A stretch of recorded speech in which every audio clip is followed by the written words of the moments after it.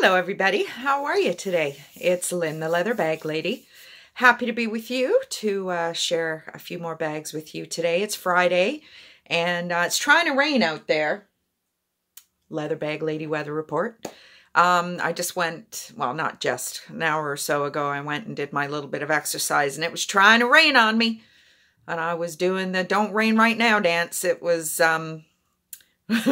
I thought I was going to get real soaked, but I didn't. It didn't rain. I did my exercise. I went and did my stairs. I added another little group of stairs. I'm sure the people who are there will be like pussy because I didn't do them all, but I'm not interested in hurting that bad. I tell you, this getting old is crap. I can't even, if I drop my keys, it's just like, oh, because it's a long way down. And yeah, so there you go.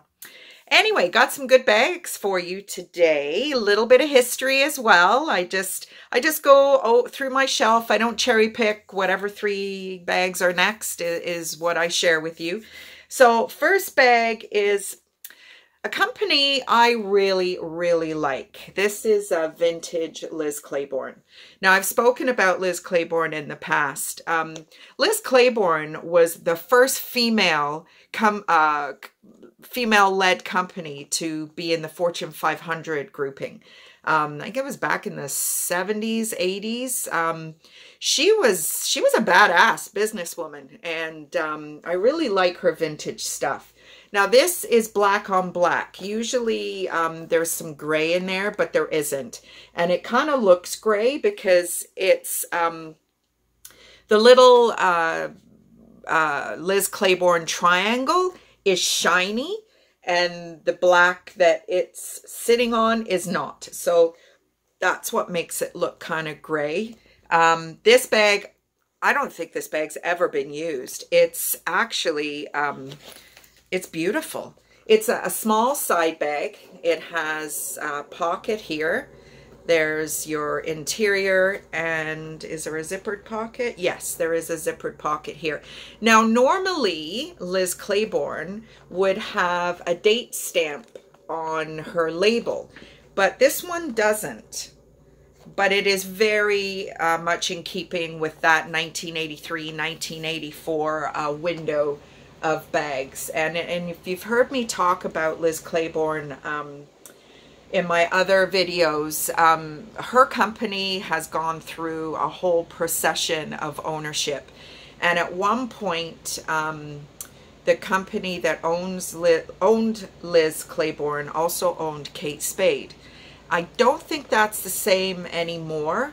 And but what you can see, and again, in another video, I have some beautiful vintage Liz Claiborne. They're very similar to the Kate Spade bags, just different coloring. So, you know, all these styles, you know, seem to be cyclical and they come back around. So it's a great little bag. The strap is leather, you know, all the little trim pieces are leather, but this is vinyl, which I wouldn't normally bother with, but I don't know, I really like Liz Claiborne. I like her stuff. And there's quite a few people on Etsy that like her stuff too. Every now and again, you know, somebody will like one of my Liz Claiborne bags and I'll check them out, and all their favorites are all Liz Claiborne stuff. So I'm getting quite a collection of Liz Claiborne. So now, next is, again, one of my favorite companies. This is Roots. So, if you're new to my channel, I live in Hamilton, Ontario, Canada. Now, Roots is a Toronto company. I cannot find my history book, but I remember a little bit about Roots. They were established in 1973 and they still manufacture out of Toronto.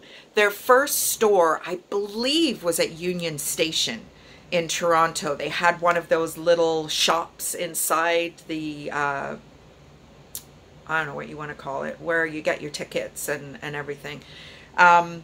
and they've just exploded. I'm actually watching Joe Rogan, as I always do, and he actually has a fanny pack as part of his merch, and it's made by Roots, and they have a real system of putting your company name on things. I come across a lot of things that have, you know, individual branding of companies.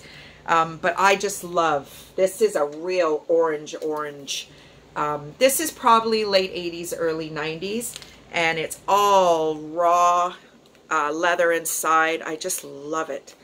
It's, I think it's called The Village. I don't know why. I don't know, maybe because it looks like one of those seed bags or something. I don't know.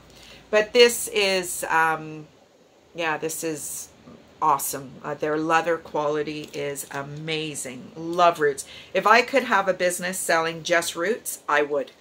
But it's very hard to find, especially the vintage stuff. So you'll find that the price point of Roots is, you know, is a little bit more expensive. This next bag is kind of a little different. It's kind of a tote style bag. It's by a company called Falcon Collections.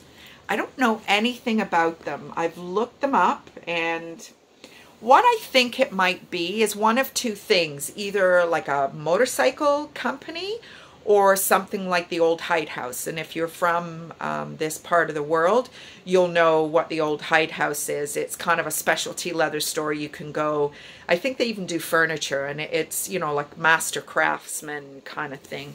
So, but this is a real nice utilitarian bag. There's a strap on this, pocket on this side, a pocket on that side. There is a few, well, one more button there, and you could maybe even make this a little bit longer. The only thing I don't like about these kind of straps, and this one fortunately is not falling victim to it, is they roll. Like they roll, they curl up.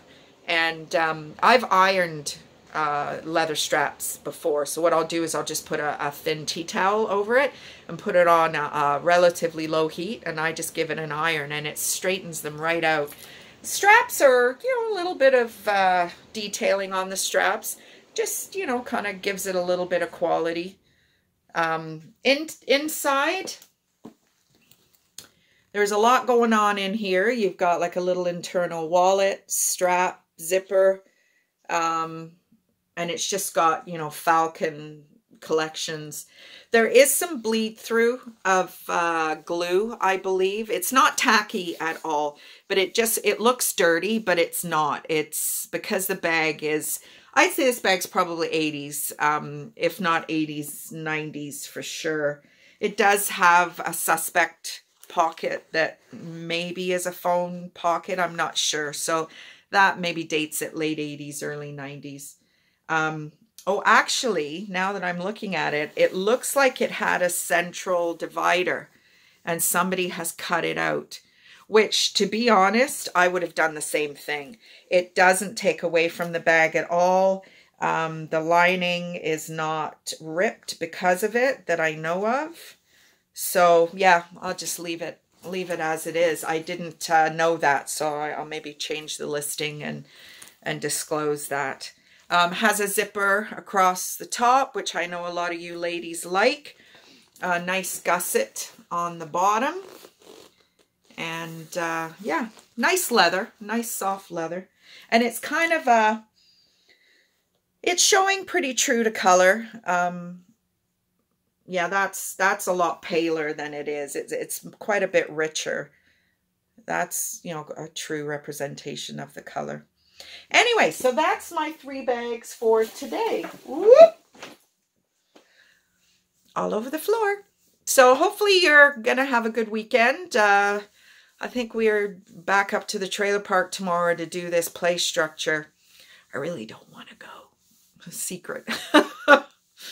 But might be wearing my new boots, Jules. I'm going to crack out my crazy boots that I bought for how wet it gets up there at the trailer in the fall, you know, in the fall months. Anyway, that's enough from me. Have a great day, and I will see you next week. Bye.